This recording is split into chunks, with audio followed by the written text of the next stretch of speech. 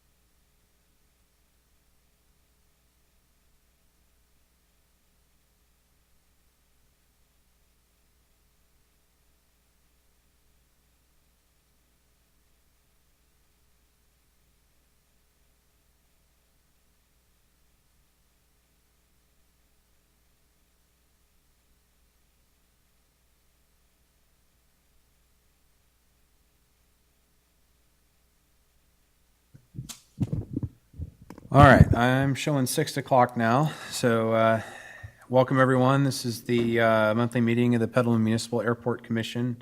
Today is May 4th, 2023, 6 p.m. Calling the meeting to order. Claudia, if you could call the roll for us, please. Yes, Markham, Here. Lawrence, Present. McGraw, Present. Sasser. Present. Domick, Here. Dietrich, Here. Lau. Here. All right. Thank you, Claudia. Go ahead and move on here to general public comment. Are there any members of the public that wish to speak at this time? Hearing none, we'll go ahead and move on to approval of minutes. Does anyone have any corrections to the minutes from April 6th? Oh, Karen? They have my name misspelled. All right. Let's see. Here we go. Page 2. So instead of an L, it should be an N. On the committee comment. Last paragraph, number 6. Number 6. Above number 7. Yep. Okay. I'm still trying to find it here. It's only 3 times. Okay.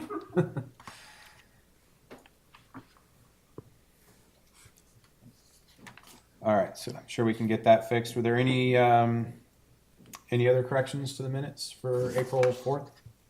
Or April 6th, I'm sorry. With those corrections, I move that we approve. Second? I'll second. All right. Minutes approved with corrections. Go ahead and move on to, let's see, that was approval minutes. Number 2, airport economic impact estimate for review and discussion. Tom, would you like to take us through that? Thank you. Thanks, Jeff. I think this is fairly self-explanatory, but let me just give you a little bit of the background, and if anybody is watching or happens to replay the tape, what I've done for a number of years now, I was interested back in the early 2000s on how to demonstrate to folks, particularly on city council, the value that the airport brings to the community. And it turned out that AOPA, Aircraft Owners and Pilots Association, developed a process specifically tailored towards airports. And they worked in conjunction with the School of Business at University of Maryland to come up with this process. It's fairly typical, but they wanted to make sure they got it right as it applied to airports. And so the purpose is to demonstrate to people the business activity and jobs created by an airport, and not just the direct expenditures that we might have in our annual budget, but the value that people who fly in, the value of people who operate businesses on the airport. What impact does that have on generating employment and also tax revenue and business revenue that is then spent in the local area? So that's basically what this is. And I've listed here the organizations that I got information from for putting this together. And as I said, I've done this a number of times. I was planning to do it back in 2000, but we got hit with, the virus, so that kind of put the kibosh on that. But what I did was I talked to Airport Manager Dan and all of the business owners out at the airport, looked at the, during our discussion, at the revenue that they generate in their business, how many employees they have, part-time, full-time, the amount of taxes that they pay. The taxes don't directly go into the economic analysis, but they're shown as sort of an item of interest for folks that wonder if, airport operations is paying its fair share and all that. One of the things that I'm sure we're all aware of, but some people who may be listening or watching are not, since Petaluma Airport is public use, in the Sonoma County, it doesn't generate property tax revenue the way a private home or a business would. So the county assesses each person's aircraft based at the airport, based on the value of that aircraft and the occupancy of either a hangar or a tie-down spot.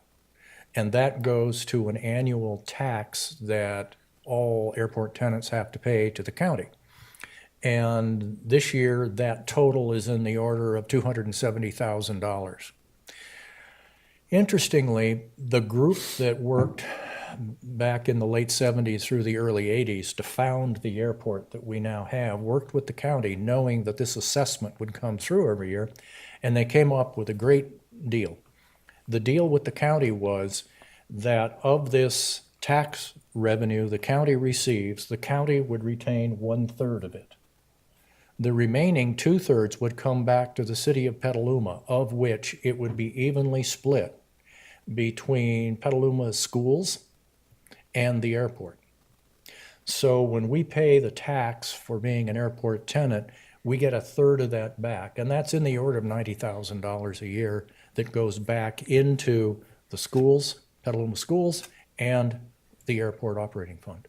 So that helps us with our revenue generation.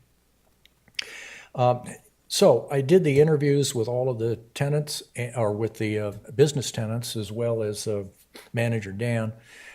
And as you can see, we have a fair number of jobs out at the airport. On the order of, let's see, what do we got? Is it 29? 25 full-time and a couple of part-time jobs, with 177 based aircraft, which is not bad. And the process that AOPA put together then takes that gross revenue number and then looks at how many people use the airport that are not based at the airport. People fly in. Business people fly in. We've got charters. We've got FedEx. We've got people who come in and used to go to the Two-Niner Diner, which will be reopening soon, as I understand it. That would generate additional revenue, not just for the airport, but for the city. And so what we did was I looked at the estimate of the total landings and takeoffs we have every year, how many are non-based area pilots? And it turns out it's in the order of 30% or so of the operations are non-based activity. And then I looked at numbers from the FAA for an estimate of how many passengers, how many bodies per aircraft. Turns out it's in the order of 2.5. Not that you split a person, but that's the average. And then I worked with the county tourist department to get an estimate of, so for a visitor to Sonoma County, how much money do they spend for food, lodging, ground transportation, whatever, going to wineries and shopping and that sort of thing? $176 per day per person.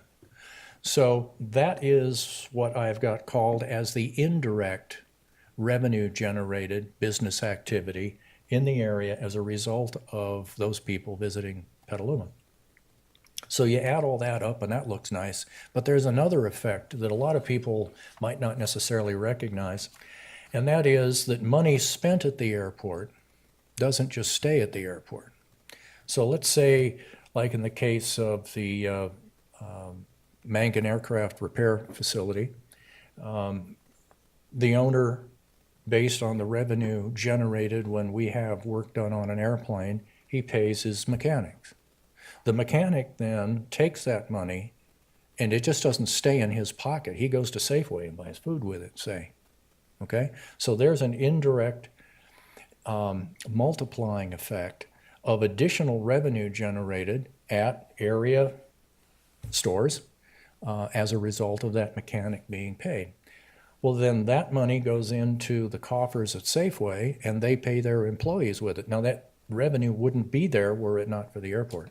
So that additional multiplying effect, AOPA and the University of Maryland determined that the average multiplying effect is between 2 and 7. And so I used the number 3. Didn't want to overdo it.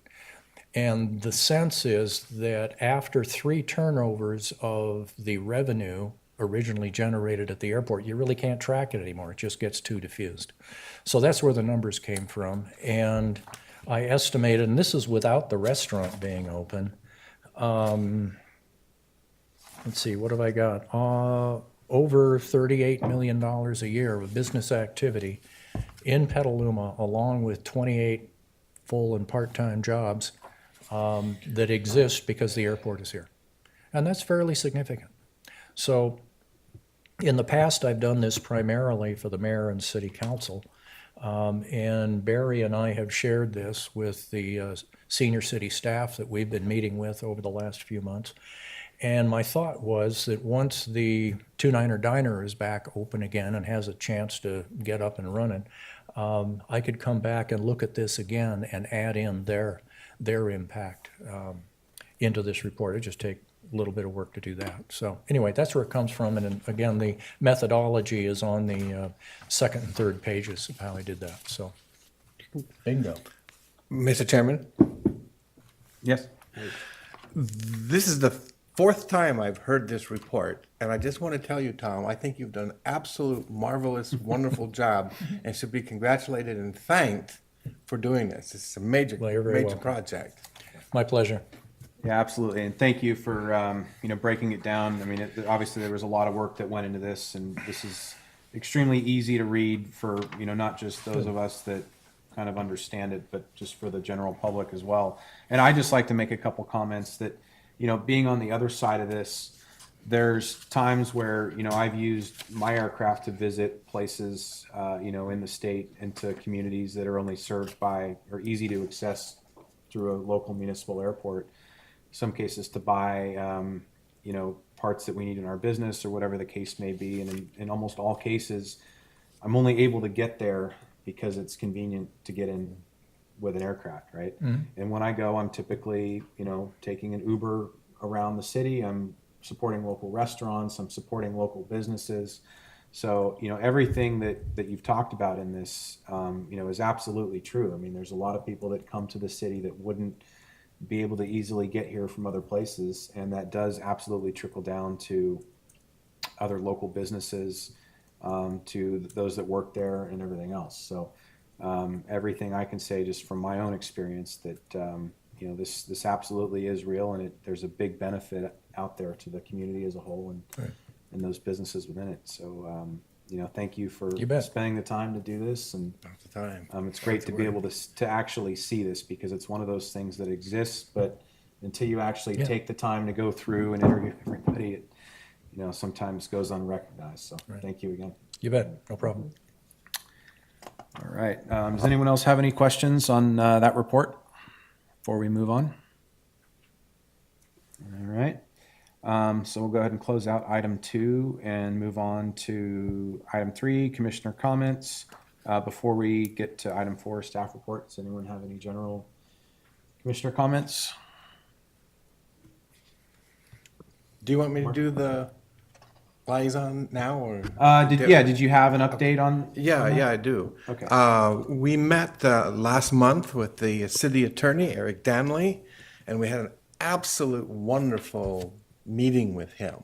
It was a pleasure to talk with him. He took copious notes, asked questions, answered our questions, and I would say he's a delight to work with. And he appreciates the work of our manager, and he called it, his words were the team that Petaluma is developing and creating to get things done faster in this city and more efficiently. And he's certainly doing that, and likes what we're doing with the airport. I was hoping that we'd have one other person that we would have met with, which is Thomas Jordan. He's the emergency manager, emergency management manager, but he had to cancel at the very last second. We were actually waiting for him at Petaluma Coffee, and he had to send us a note and say, "I'm sorry, I couldn't make it. I had to delay it." So we're going to meet with him in another couple of days, next week sometime. What is it, next Wednesday? Next Wednesday. We're going to meet with him, and we also have the city manager appointment set up also next week. So we're going to have those two, which leaves only 2 people in the whole city. And I'm going to ask Commissioner now if you could perhaps help us out with these 2 people who have not responded back and don't seem to be responding to my email. And I'll qualify that by saying one of these people did respond to me, contacted me, left a message on my answer machine, and that was after 30 years when my answer machine decided it's going to break down and erased her message. So I don't know who it was. So anyway, that would be Ingrid Alverdi, Director of Economic Development, and Carrie Gabrielio, who is Finance. Oh, finance. Finance, yeah. If you could just contact him and just say, hey, we're okay to meet with, that's important that they get together with us before the end of the month, because I'm going to be off the commission then, so. Thank you. I can do that, no problem. Appreciate Thanks. that. That'd be helpful. And that's all I have, Mr. Chairman. Okay. You're good through the end of June, though, aren't you? Yeah, through the end of June. Yeah, okay. Didn't I say next month? Oh, I said through the month. I meant to say through next month. All right. Tom, did you have any updates from the ad hoc committee? No, I think Dan will cover everything in the project, so we're hanging in, doing good. The only one thing I did want to mention was, I think Dan will bring this up, is that, as you know, we've been looking at uses for that open property on the airport, and a hangar project is one of the possibilities. One of the basic components of any project is to first rather than figure out how many hangars and how big they're going to be, is to fully define where are we now. And a lot of projects get into trouble if you don't spend a sufficient amount of time and analysis in that. And that's what we've done on the last project or two, and we want to do that going forward. And one of those is to look at what is our competitive position in the area, both for rates and charges, and also availability of hangars that are in demand, because that's been changing, as Dan has mentioned, over the years. It looks like we're getting a little higher demand for larger hangars for small turbine aircraft, be they turboprop or small corporate jet type aircraft. And from what I've read on AOPA briefs about hangar demand, it's high.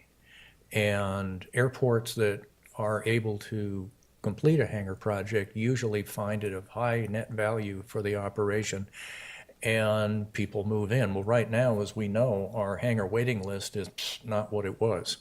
So one of the aspects of going forward is what is our competitive position and how do we determine what the demand is? Because if it's not there, even though nationwide there's a demand, it doesn't make sense to spend a whole lot of money if those hangars are going to sit empty. That doesn't generate revenue. So that's one of the points to look at. And then the other one is, as I mentioned, to look at the pricing of hangars and fuel and all of that. And most of that data is available online these days. So I was going to take a stab at collecting that data and getting back to everybody, or as they say in the South, all y'all. And that's the plural of y'all, by the way. And hopefully have that ready for you next month, if not for sure in July. But I'd like to give that a shot, see if I can assemble some of that data. And, you know, as a airport design consultant once told me, you've seen one airport, you've seen one airport. So we've got to be careful how we analyze that data because there are a lot of variables involved. But still, try to build a foundation to determine where we are. And if we don't currently have people on the waiting list, what do we do to induce them? I remember last time when the project was starting to be planned and people were aware of it, all of a sudden our waiting list filled up like crazy and our ramp was full. People tied their airplanes down on the ramp outdoors on the waiting list for a hangar. We built the hangars, boom, they moved in. So we need to really get a handle on the demand and what we can do to ensure that that's there so that if we go forward with the project, we're going to have full hangars. No, I agree 100%. I think, you know, the biggest thing that we've talked about over the last couple months and trying to turn over some of these hangars has been just that, trying to clean up the waiting list. Because my take on it is, from what I've heard, I had a conversation with a gentleman who owns a Bonanza that was wanting to base it in Petaluma. I think the consensus in the area by a lot is that they haven't even tried to get on the waiting list because there's just the reputation that Petaluma has is that there's just a long waiting list and that, you know, I got a hangar now, I'm just going to keep it because it'll just be forever before I can get a hangar at Petaluma. Right. So I think, you know, the biggest thing is just getting the message out there that, you know, there has been some turnover. The waiting list is not as long as, you know, people may think. Right. And that if you are interested at basing your aircraft at Petaluma, then to go ahead and join the waiting list and, you know, there will be some availability because if this is something that we're serious about looking at over the next couple of years and building hangars, we absolutely need to know, you know, what is the true demand out there. And I think, like you said, that if word got around that, you know, there is availability, there may be some new hangars coming, you know, a project coming down the line, that I do absolutely believe that there will be an influx of people joining the waiting list. So I think it's just a matter of some marketing, getting the message out there. We could probably do a little bit more on the website, just, you know, maybe putting something on there about, you know, the hangars that we have available, maybe not available right now, but just the different sizes, the T hangars. I know previously on the old website years ago, there was a section on there that listed, you know, how many 39-foot doors, 41s, 50s, and then the rates. I don't think the new website really has much information on it. So, you know, I'm sure that's something some people look at when searching around for different airports, and the more information that's available in the public domain would probably help with that. Yeah. Another question I have for you, Tom, regarding, I know the rates and charges, you were talking about conducting a just a study on, you know, the competitive nature of the hangars. I know it's been a big complaint from a lot of aircraft owners, myself included, over the last couple of years, at least in my case, and I think for others as well, the assessment on our aircraft gone up Oh, yeah. significantly, right? Yeah. Now, the advantage of that is some of that money is going to end up coming back to the airport. So how are we looking as far as, just our budget and our current rates and charges and a potential Yeah. surplus? And is that going to exceed, the number that, Good point. And the county does the assessment of the aircraft. Yeah. We have little to like zero influence on that. It's sort of like whatever, out of our hands. However, in terms of our overall budget, we're in pretty good shape. And one of the commitments the original airport committee made back in the day, senior member here, was that the airport would commit to run in the black and would not be a financial burden on the city. So we need to keep that in mind. At the same time, we need to have rates and fees that are competitive, because if we're not competitive, then we don't fill the hangars, people don't come to buy gas, et cetera, et cetera. They go elsewhere. And that's one of the requirements of the grant assurances, is that we price our rates and charges competitively, because if we start running a huge surplus, as some airports have done, beyond the requirements and needs for the facility for grant match and that sort of thing, and for those projects that are not grant eligible, you start building up too big a surplus, and the FAA will step in and they say you're charging too much. We're not in that situation, but we still need to stay competitive. So that's one of the things that Barry and I wanted to talk to the city manager and the finance director about, is how we fit in that. And if we find competitive data shows that we're beyond where we used to target our fees, which was about mid-range of area airports, sort of to be competitive, I think we're edging up a little above average. But anyway, we need to take a look at that, and that is in our control. But the amount that we get assessed from the county is, we got nothing in. We got nothing, no involvement in that, and no way to influence it. So. I've tried, it doesn't work. And then I just had one other thing. This was something that was brought up by a tenant. I can't remember who it was. I apologize, but not a bad idea. So they were concerned about some of the dust from activities at the front of the airport. That's when mixing, just moving debris and materials around. And one recommendation they had, or question, was if it was possible to add some slats into the cyclone fence. That would, potentially screen off just some of the activities that are going on in there, maybe provide just a little more visually pleasing entrance to the airport, but also have the benefit of preventing some dust from blowing into the homes there just southwest of the airport. So I guess that'd be a question for Dan, if that was possible to maybe get some slats in that fence to, I know that when the fire department was doing their activities, they kind of put up kind of a mesh cloth at one point, but it wasn't the most visually pleasing. I'm sure maybe a more permanent solution would just be to put some slats in that fence if that was possible. Absolutely. It's immediate fix to any dust issues. There's a couple of things that we could do. There's obviously water. The contractor can use more water. So if it does happen, they can always let us know. We didn't hear anything from any tenants on that yet, but thanks for that note. That's helpful. In the future, if that's happening on a particular week, let us know right away, and we can have them address that. They do have water trucks for that. There are products like soil tack that you can spray on soil to keep it from the dust from coming up. That's another option. There could be some fence options to help with that, but I think as far as a dust issue, yes, I think there's a couple options that we could do before we did anything with the fence. We have thought about putting some sort of a barrier cloth. We could use slats. There's a couple different options. Unfortunately, some of them don't look that great and kind of can detract from things. So we'd want something everybody agreed on was a good option, but it is something we could add into the budget to install maybe in next year. So that is a good idea. Open to all those options, but if it's a dust issue, we can deal with that immediately with the contractor. Yeah, I think there was just, the question of both. It was both dust and just aesthetics, having kind of industrial type things moving around there at the entrance to the airport, just finding a way to maybe screen it off a little bit better and make it a little more visually pleasing. So that was the only other thing I had. Does anybody have anything else before we move on? And Councilmember Now? Do you want to know what the city council's been up to? We would love to. We had our budget passed out, and our first budget meeting will be next Monday, the 8th, and it's about this thick. So I have a lot of light reading to do this weekend.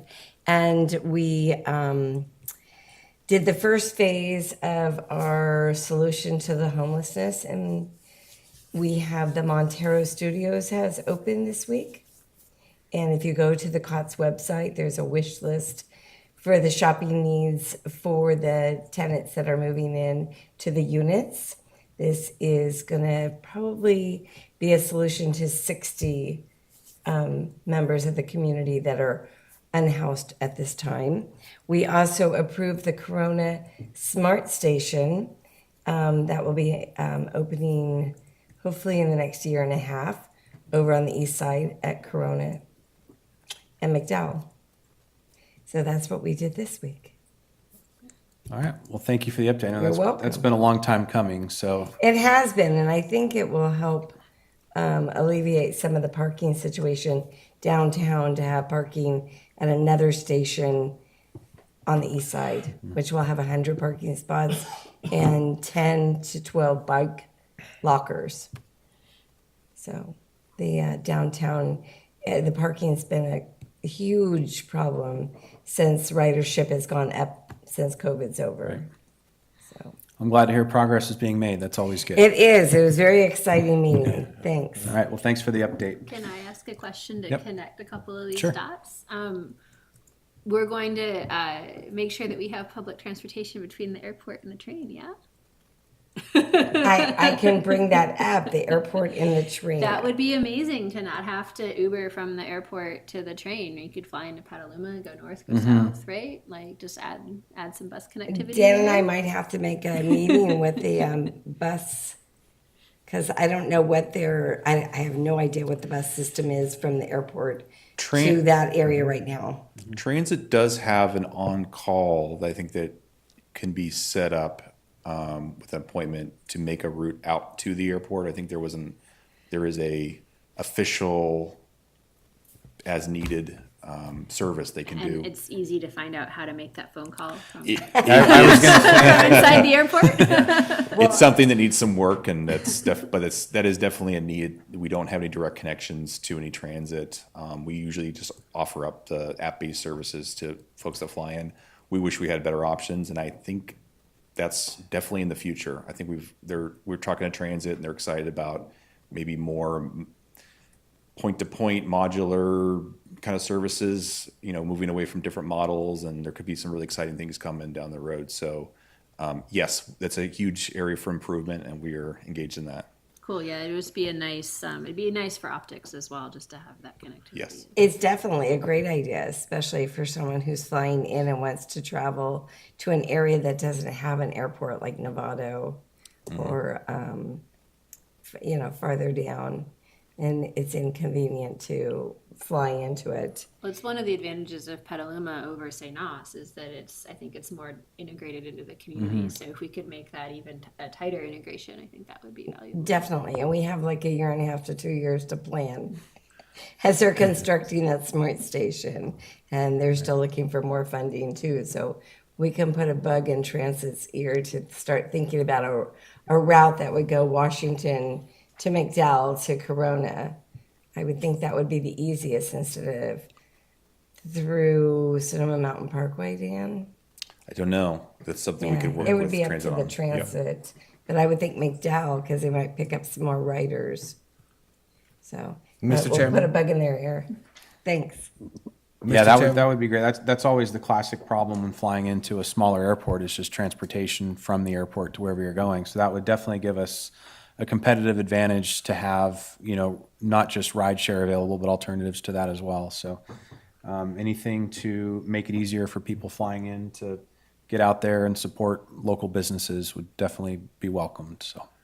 Mr. Chairman? Yep. It was at least 20 years ago, the Airport Commission addressed this situation of city buses and transportation going to the airport, since they did anyway to refuel. There used to be a city refueling facility right there. Police came in all the time and the city buses came in maybe once a day and said, well, why don't we have the city bus do a route here where they would stop through the airport and go on out? The city looked into it and said it wasn't practical for them to add that to one of their routes, but they did say that at any time, somebody could call, and I guess the somebody was the airport manager, could call and say, hey, we got a pilot that's at the airport, send the bus by, and that they would do that. I don't know if that's still in effect or if we need to remind them that they promised to do that or not, but I like the idea better of adding it as a route. I'll ask, and Dan, you can ask too. Yeah, I can make that a meeting And with find out transit. what that public number is. And Yes. even if it's available, to put it out at the airport. We also might be able to modernize that request into a form or something that Yeah, could be accessible from the website instead of a phone number. And if Just a they phone could number. even reserve ahead of time. Yes. It would be convenient to know when that pilot was arriving and needed that transportation. Right, yeah. All right. Thank you. Do any of the local hotels have any, some people are flying in. One of the other things they're gonna be looking for is potentially hotels. Do any of them have shuttles? I don't think there's any, at least not shuttle buses. There may There be. used to be the Quality Inn The way- and I can't think of the hotel where the old Adobe Room used to be. They would pick you up if you called them. Right. They Yeah, do- I was they going to do it say all the maybe time. on demand they may have the ability to pick somebody up, but there's nothing like in a bigger city where they have there's no hotels in Petaluma that have a shuttle bus that I'm aware of or anything like that. Yeah, because we're getting to the point now where we've got the Hampton Inn, we've got the Courtyard, and then the Petaluma Hotel is going to become a Hilton property. So it's you got some significant, Marriott and Hilton in here. That maybe it's something that have a discussion with them about some sort of on-demand service that they could share. And I know the Sheraton pre-COVID And had Sheraton. a deal with the green taxi, and they used to always park green taxis in front. So I don't know if it was a free shuttle. I don't know. I just know that they were working together in partnership. Yeah, because from my experience of staying in various hotels and a lot of hotels, that certain areas they'll have the shuttle and they'll take you out to so if you want to go downtown, they'll pick you up, drop you off, and then pick you up later so you can go get something to eat and then come back. So it works out really nice. And then once again, we go back to Tom's impact that those dollars are then going right into the community and supporting those businesses which are supporting local. So they're, anything we can strongly suggest would be. Well, that might be an idea for Commissioner Lawrence if you get a chance to maybe meet with your ad hoc committee to maybe reach out to some of the local hotels and see if that's something that just to get an idea for how we can work together to help transportation become a little bit easier for those visiting. Yeah. Thank you.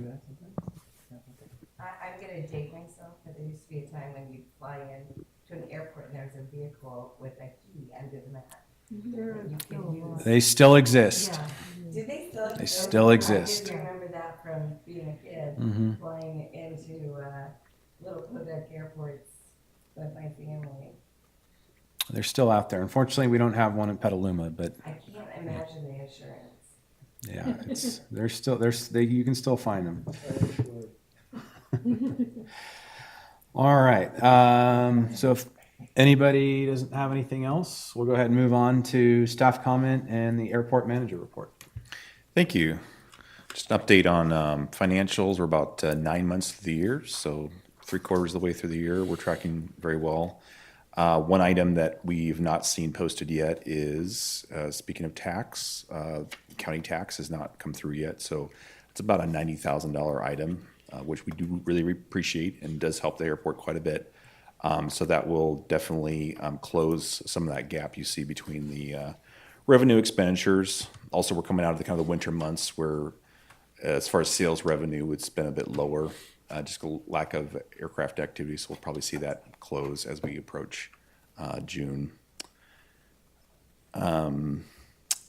As far as operations, just another update on the hangar policy enforcement. At this time, we've sent out, I believe, at least 6 letters. I think closer to a dozen at this point. We do have one tenant who was served with a termination notice for the hangar. They just weren't using it for any kind of aviation purposes.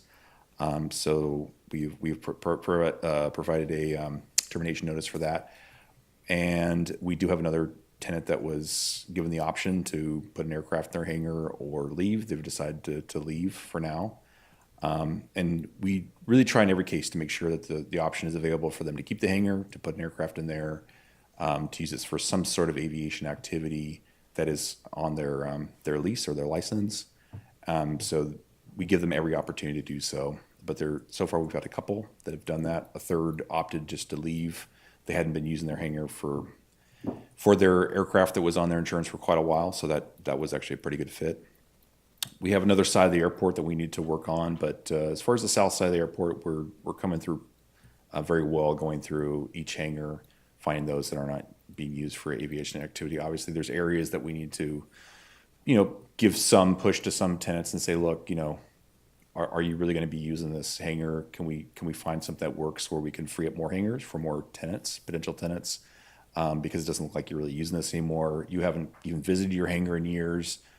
Is this really something that you'd like to continue with? So their hangar may even meet the basic standards, the FAA standards for aviation activity, but they're not really using their hangar at all anymore. And the aircraft is kind of becoming derelict. So that's another area that we're working on as well. So a lot of tenants to still work with. As far as insurance, that was a question previously. I think we're down to about 20 folks that don't have active certificate of insurance with us. Most of them have insurance. It's more of they haven't provided us a copy of it. Some folks have not really joined us with our new system of trying to upload their COIs, certificate of insurance, into our newer system. So some of that's just kind of a learning process with each of them. But there are a few that just are disregarding our emails. And so little by little, we are, sending letters, strongly worded letters, to try to get them to provide that certificate.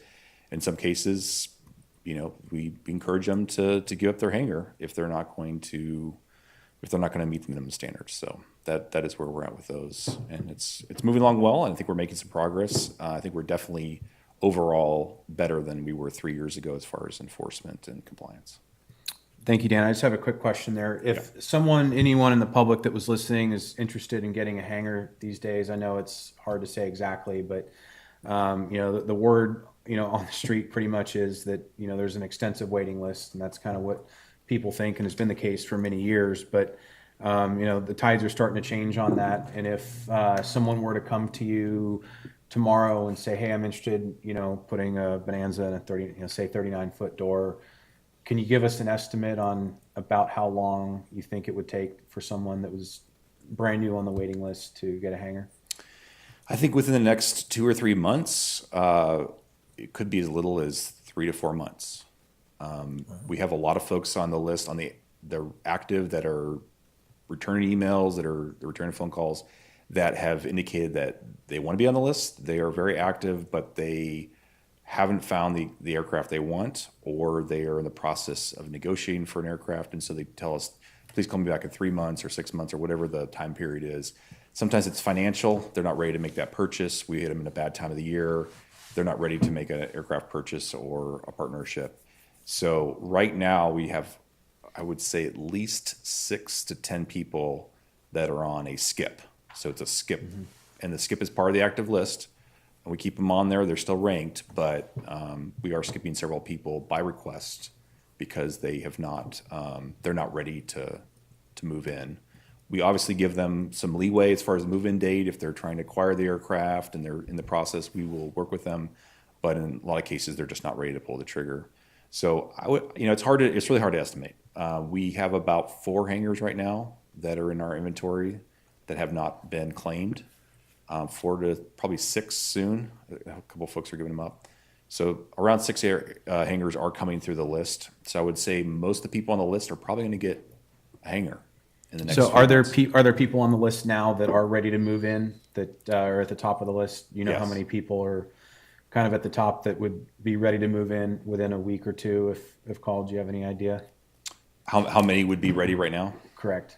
I believe there's about 6, Okay. roughly, that are. So are enough to ready. fill the vacancies that are. I gonna be believe so, coming yes. up? I don't think we're going to have any surplus come summer. I think we'll pretty much fill those up. But to the point of that was made previously about advertising, that might be something we need to do at a certain point. Mm-hmm. You know, we don't want to have a reputation for being difficult to get a hanger.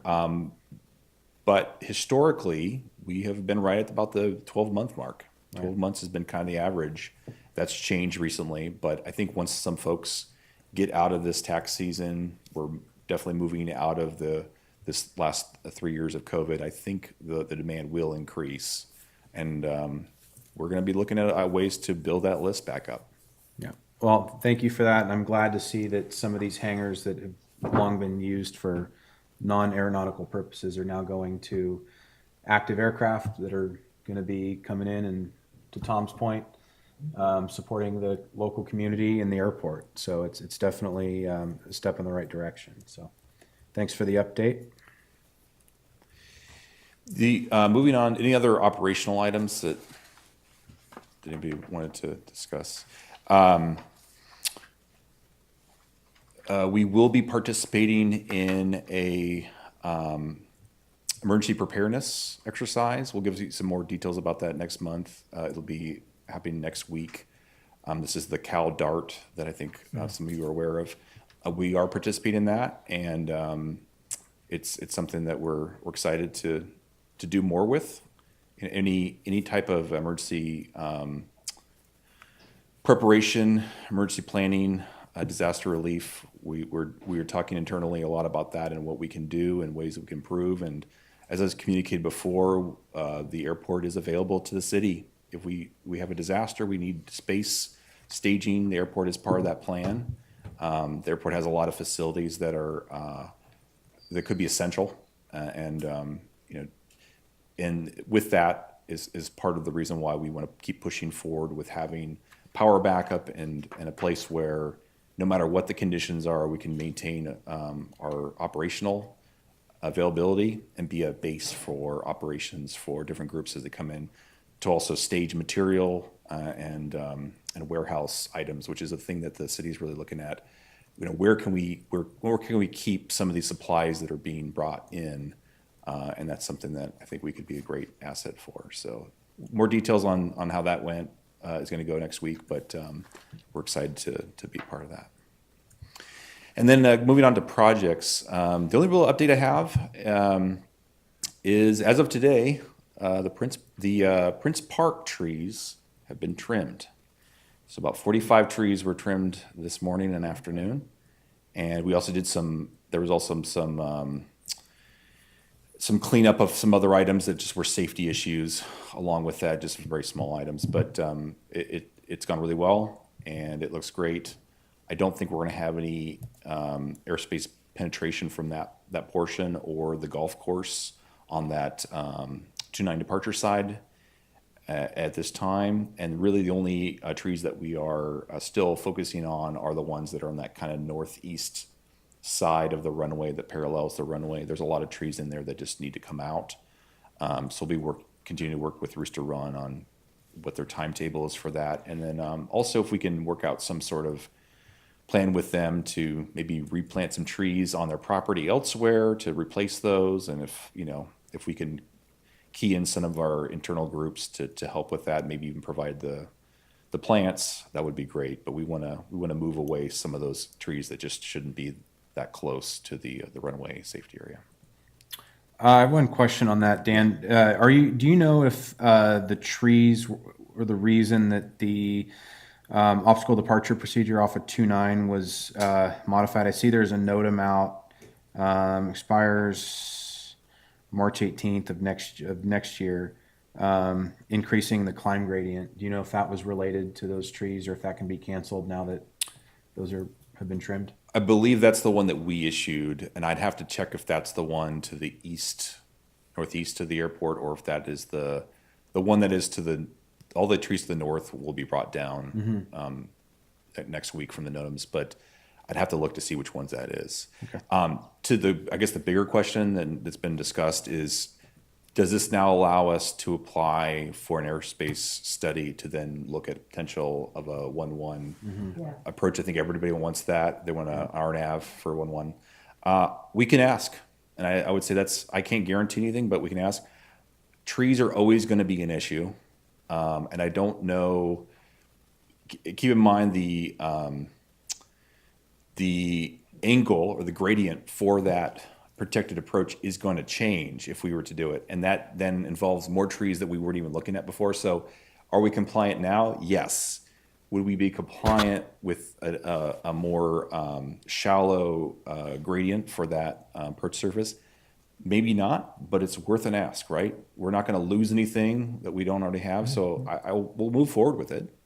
And then if it's not something that we can address right away, then it's a long-term goal is, could we maintain all the vegetation for a 1-1 RNAV? And if we could, it would be a great asset, right? So that's something that we're gonna ask for, and all we can get, the worst we can get is a no, I guess.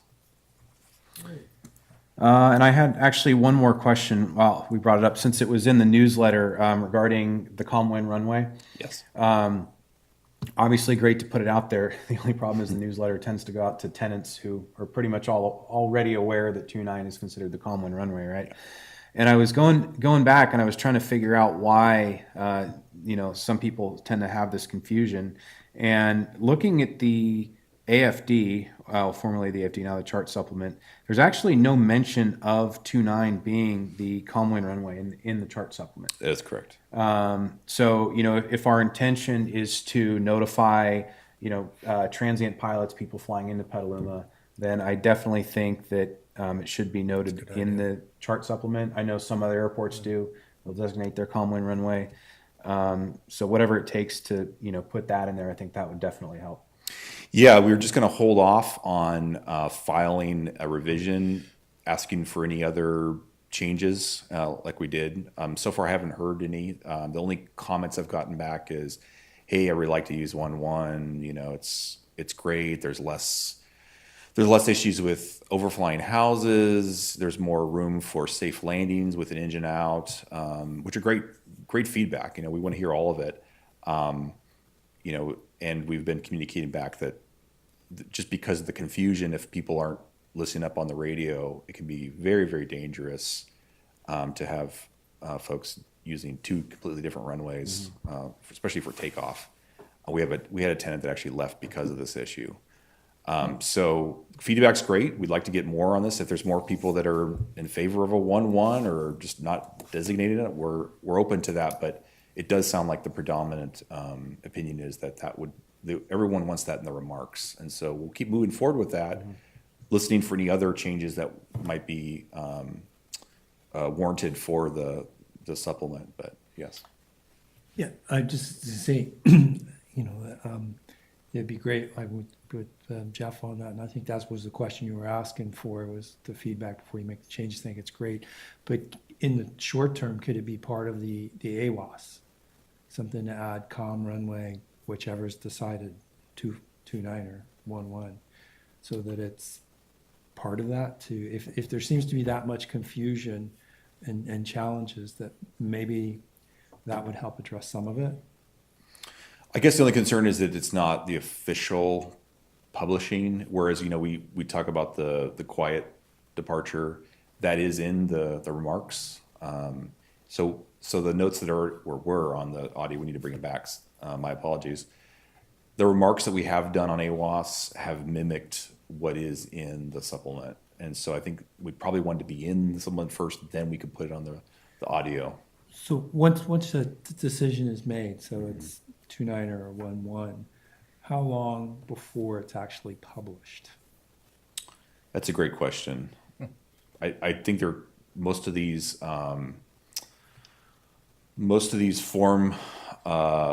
forms usually take within something like a 90-day process is what I've been familiar with traditionally, but I don't know. To be honest, I don't know what the turnaround time is going to be. It's not going to be 30 days. It's not gonna be a week? It's not going to be a week. So I have a question.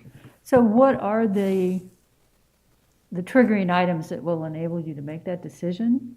Are you the authority to make that decision? And, you know, how quickly can we get this done? Because every day that it's a calm day, we've got people going off each end of the runway. You know, potentially, I think it's a pretty big safety risk of Yeah. operating at the airport.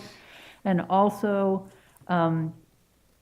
both Sierra and Petaluma Pilot Training Center, they're currently training their students something. So I want to make sure that they're, you know, advised, well aware, we get their consensus, you know, just to make sure that all the new pilots that are being trained at the airport are, you know, at least advised. I think that'll help a lot. That's a great point. We'll reach out and get an official position from them, and then if there was a change, we'd make sure they were informed. The other thing I'd like to mention regarding 2911 and why I'd be strongly in favor of 29 is for a couple reasons. One is, you know, the prevailing winds are typically from the northwest anyway, right? Even when the winds are calm on the ground, it's not unusual to have winds just 50 feet above the runway blowing 10 or 15 knots. So to have people using 11 when it's calm on the ground, you know, 90% of the time there is some wind that's prevalent, even if it's just above the runway. And also too, just on days, I've even noticed it being out there where, you know, knowing that the wind may be calm in the morning and then, you know, it ends up picking up in the afternoon. Unfortunately, people tend to just follow the leader. And if there's pattern work going on, I mean, I've seen people land in 10 knots plus tailwind just because everybody else is doing it. So I think a majority of the time, you know, even when it's calm, it's not always actually calm up there. So, you know, I think, you know, 29's been kind of the unofficial calm on runway for a long time. And I think for good reason. And I'd like to see it published that way permanently. And I think sooner the better, because this definitely is an issue.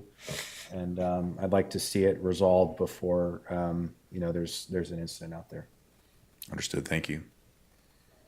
Just two other items real quick. There was, my apologies, at I believe the last commission meeting, Commissioner Lawrence had mentioned that he was in favor of moving the project subcommittee from its current time at 5 p.m. to 4 p.m.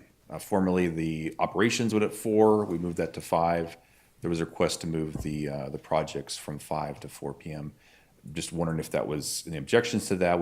We have no objections from the staff.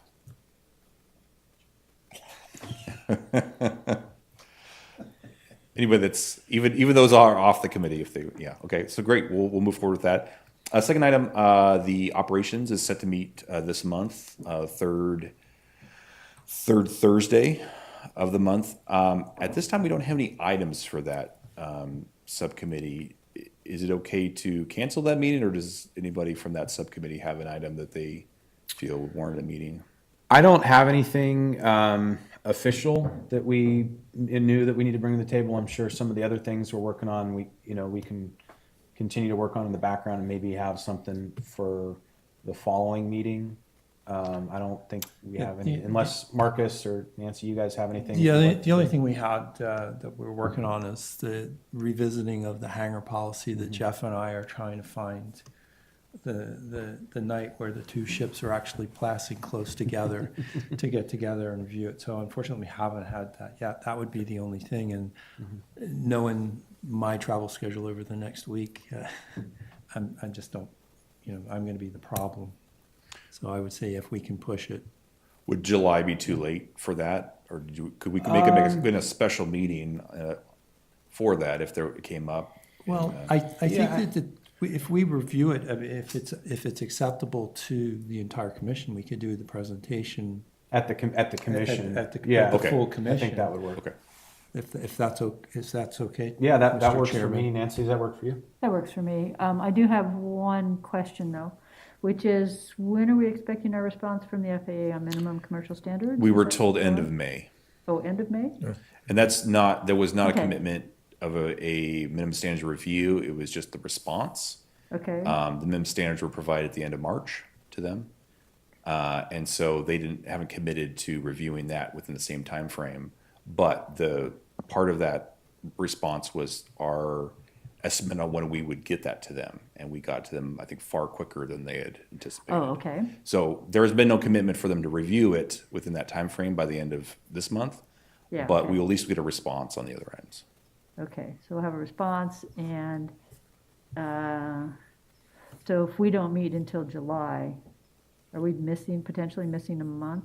The meeting in July would be the only the operations subcommittee, not the commission. The commission will still meet all those months. But Yeah, I yeah. just like, okay, so office isn't gonna meet till July, this comes back in, we really don't, get you to present it to us until then, and then, so I just hate to, We wouldn't have. We wouldn't have it yet, but Anyway, and I guess we could always have a special meeting Yeah, if that's we what needed to I'm saying. discuss Yeah. something We like can do a that, special but- meeting.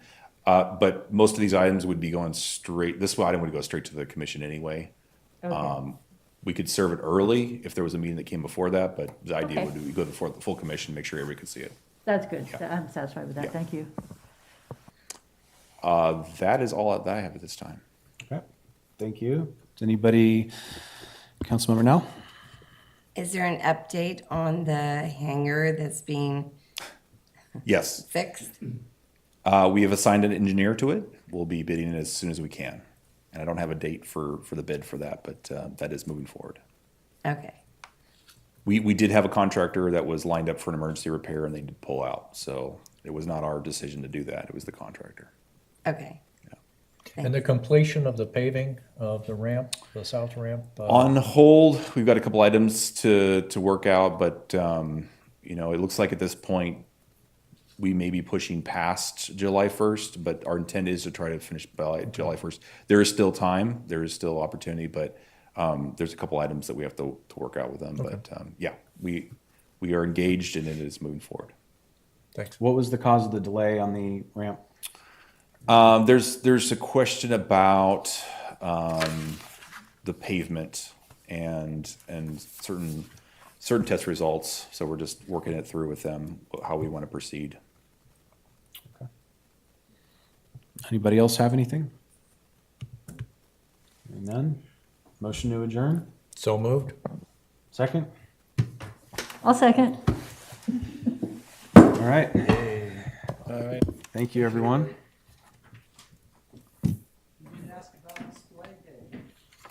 Oh, sorry. Very successful. Oh, good. Yeah, we have That was just last Saturday? no, God, I think like a decade ago. 2 weeks ago? Was it? That wasn't raining? No, it was. It was beautiful. Nice day. It wasn't real rain. We had 2 food trucks. Oh, good. And we were able to, one of the top members, or actually she was not, that's not fair. She was able to post on several of the women's sites. The women's, Petaluma Women's. Bunch of little kids. Or mothers. Mhm. Bunch of It little was so cool. Yeah. Yeah. So we do that, because we're trying to get the word out, because, that's who most of the, come to the Oh, the parents with- families. or grandparents with little kids looking for Yep. something to do. for the- I'd like to organize a scout version of that at some point. To what, like scouts? Yeah, Well, you know what, if they've gotta earn something for America, you Yeah. can have them come and work for them. yeah, yeah, no, it would be, I would put them to work, and Dan, they I can, can't interrupt. I'm happy to, we had what was the Civil Air Patrol, they brought their recruits, and they were really helpful one time, they were supposed to come back and they helped. yeah, so I do my daughter's Girl Scouts and my son's Cub Scouts, so it'd be nice to do like, So, With their welcome anytime. But I think Yeah. maybe that's not my desk. Hey, Anna, one of the public members, her name is Kathy Curtis, she's expressed an interest in setting up a project for Scouts. oh, And so can I send you her contact please, information? yeah, Okay. feel free to do an email introduction, that'd be great, yeah. Great. And also, I'll send you, have you met Danielle Mangan at the Petaluma Pilot Training Center? she's also, I don't think I've met her. yeah. I've met some other folks there, but not her. She Yeah. is also. Okay, yeah, no, that would be fantastic. Full disclosure, things are winding down for the end of the school year, but it'd be a great time to take the summer and figure something out for the fall. That Yeah. would be great. Yeah. Okay, thank you. Thanks for the time. We'll make Nancy, she knows how to handle signs. I do, I hang signs, am I hanging signs this month? No, that's not in June, since I'm gonna be gone most Okay. of June. Just send me an email like the week before, so that I can draft together. It is not very specific, you need to look at. I think I have a solution for your missing, You gotta bring an iron to iron out the wrinkles too. I've got chains too, I've got No. chains and turnbuckles. No, it wasn't, they weren't stolen from the sign, they were stolen from the Papa hang. So the solution to that is put a camera in there and then take it. Because, well, no, I'm gonna sort the bills for my time.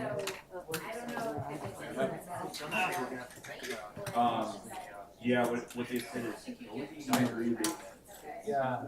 I hear July 1st. Yeah, that's what, well, we have funds for our term. So we changed it.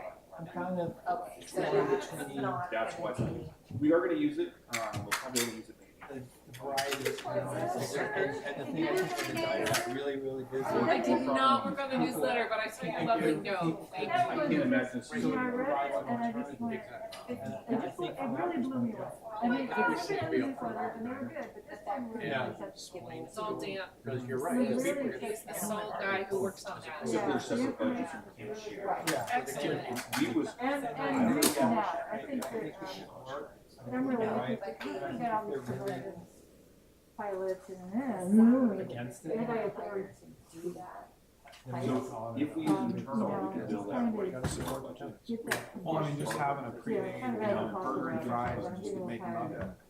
Unfortunately, it's all. You know, that way it's quick and easy, they can serve it that way, if, you know, somebody just wants a quick bite. You can put a sign up, they can take orders out there, and they can have a runner just, you know.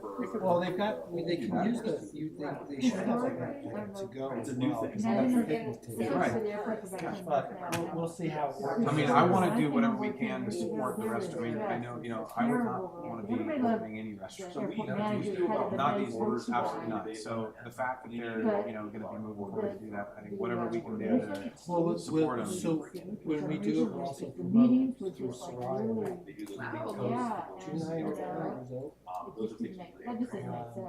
I mean, we could. Not gonna get it, that is gonna happen. Right, You of course. collaborate, Nothing you know? would get done that way. We could put, Goodness. Yeah, you have to like find some ground, you know, so.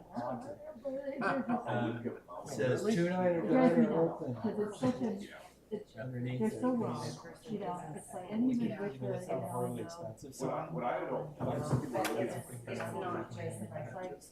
no, you know? one thing And then I just was getting the word out to And the, like at Papa, you know, local area that it's can't just reopened. Yeah. And then, you know, the other thing I'd like to visit too is, I'm not there. you have that and, the fuel contract. It was really great. Because You know, it's just, three of it's us, not you know, nearly. But I don't know how to Marcus do the whole and thing. I were, you know, three of us just kind of explain Oh, about. but It hasn't been in a long time. Well, You you know, just it's know like, what it's yeah, over you know, we're Napa. gonna sit there for a while. No, we're gonna be. But, well, but you can't compare it to a town, yeah. No, I- it's still, it's, You know, it's over the 7 rules bucks are a very gallon, different. and it's 7, I know it 7.50. goes on. Yeah.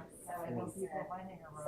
And I, because I've spent a lot of time with No, that's right, yeah. Well, I filled up the other day in Yeah, university I didn't for hear that. 584. Yeah, I didn't hear that, but I just, Well, that's you why I know, wanna do the survey. Yeah. And a lot you of know, it it's depends not in your on best interest to be doing that. when I don't wanna Anything just happens. No, I know, I own a gas station too, so I get it. But I think, I don't know, and without diving into the numbers and being able to see it, I know that We don't. the time that we stop being competitive is when we sign the new fuel contract. So I don't know if it's, you know, if it's, you know, like we talked about in the past, if it's a fixed margin, is there room to float Yeah, that a little yeah, bit? yeah, Or is it just the fact that on our cost side, is that where the issue is, right? I mean, our margin might be right in line, Right. but where's our cost compared to, you know, where universities get their, right? I mean, because I know that on our end, so, you know, So our stations in St. Paul, we sell more fuel in a month than the airport sells in a year. So we're buying every day, right? I'm watching the spot price, I'm watching the contract price, and I know that if you get stuck below it, obviously if you run out and you gotta buy a load, the price drops. Right, you're kind of stuck with your, but I've seen the strategy of what other people do, and, you know, what they're, what's hard is if you buy a load, obviously, you know, if you're stuck with it and everybody else around you is dropping the price, there comes a point where you have to pay, so you gotta produce some margin just to try and get rid of this dollar cost average now. What is what's the road right now? 685. You don't want to use this, you want to find something cheaper than. So